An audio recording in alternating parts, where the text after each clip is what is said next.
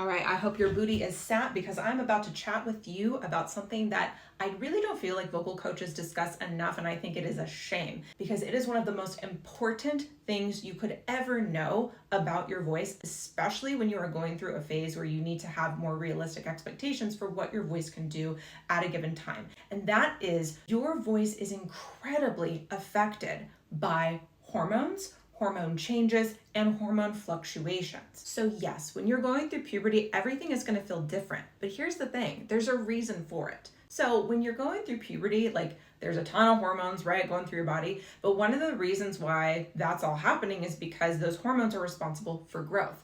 Well, guess what's also growing while you're going through that stage in life?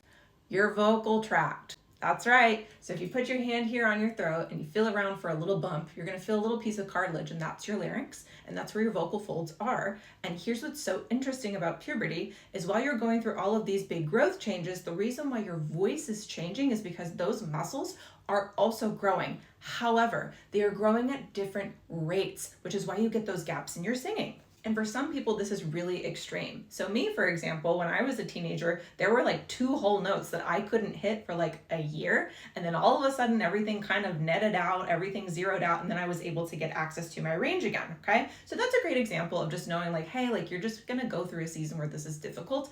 But one thing that's really important to keep in mind is that you can still train your voice and you can still practice. And what I heavily encourage is to continue to at least warm up through the whole breadth of your range while you're going through this time, because it will pay dividends once your voice settles.